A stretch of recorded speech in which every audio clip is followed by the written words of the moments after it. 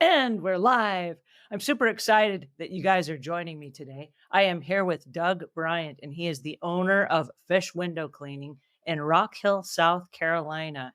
And he is here today to help us dispel some myths about house cleaners cleaning windows, right? I get asked this question a lot from house cleaners who like, hey, let's just add in a little bit of extra, money by washing people's windows. And I do not want us to do that. Doug is going to tell us all the reasons why. So, Doug, hello and welcome to the show. Thank you. Thank you. When a homeowner is thinking about having their windows cleaned, what are some of the preparation steps they can do leading up to having your company come out and clean the windows? Well, I guess the biggest thing for us is just move anything that's right up next to a window where we can't reach it. If you got a couch that's pulled up right against the window, we don't need a lot of space. You don't have to move it out 6 feet. But we only need about a foot of space just to get between there to stand and clean the window. That's the biggest thing is just if you have furniture that's blocking the windows or keeping us from getting to them, that's the biggest in terms of preparation. If you want to take your own screens out, that's great. We will do it for you. And honestly, when we talk about screens, it's personal preference, but I recommend to whoever I can, if you're not using those windows, you're not opening and shutting those windows, take the screen out. You don't need it. The window looks much better without the screen. And we're taking it out and cleaning it and putting it back, and you're never raising that window. I know in my own house, I either have the air or the heat running all the time. So I keep a couple of screens and a couple of strategic windows in case I want to breeze.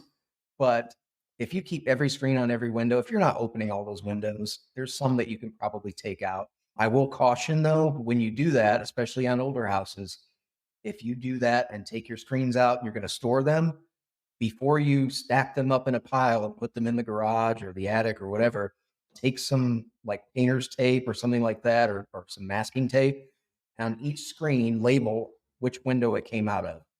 Because even though it's the same size screen, same size window as the one next to it, houses shift and settle as they get older. And if you take a screen out of one window and try to put it into the one next to it, it might not fit, even though it's the same size. That is an interesting tip. And I want to highlight something you just said. And it's really interesting. Doug said use painter's tape, and painter's tape really over duct tape or masking tape or anything else because they will leave a residue on the Yeah. window.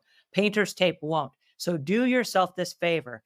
Type or write the words because you can just use a magic marker or like a Sharpie pen. Standing inside, left to right, one, two, three, four windows. This is window number one, and circle it.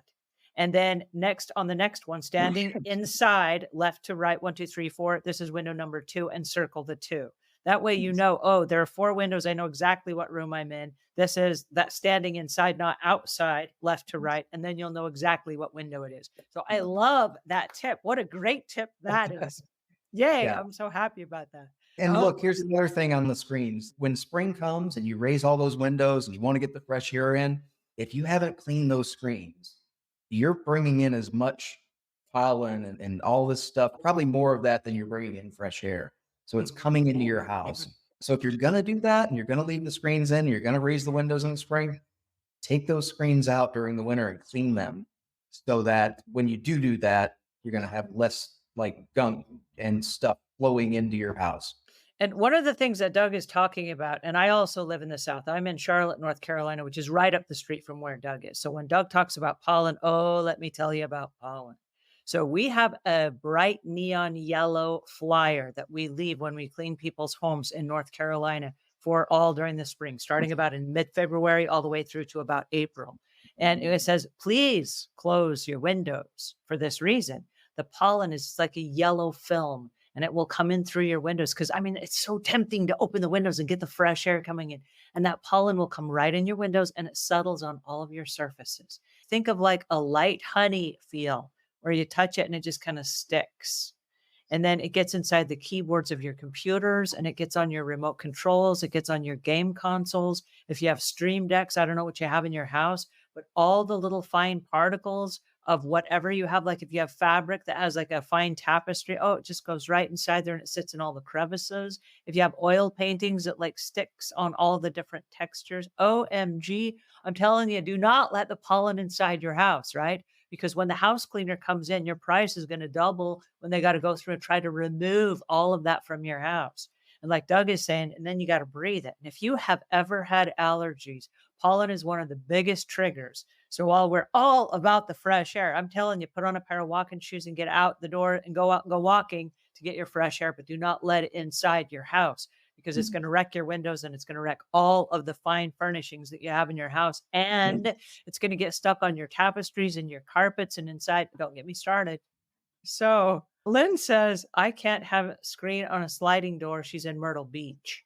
And so questions on sliding doors. What do you recommend for sliding doors? Really nothing different. I mean, there's nothing different that we do in terms of cleaning. Keep the frames clean. If you're opening it a lot, get those tracks. I would recommend this for not just sliding doors, but any windows in your home. Open them and close them once in a while. We've been in houses that they haven't opened the windows in years, and we try to open them and pieces pop off and they won't raise or lower. They get stuck. So they're made to open and close. Do that every once in a while. So even if you're not using it regularly, now granted, a sliding door you're probably going to use more often, but in general, just open and close these things because they're made to move. And if they don't, they'll get stuck. Thank you so much today for all of the insights and inspiration and for letting us know why house cleaners don't clean windows. Thank you. Thank you for your time. Thank you for the questions. I enjoyed it. This has been awesome. Thanks again.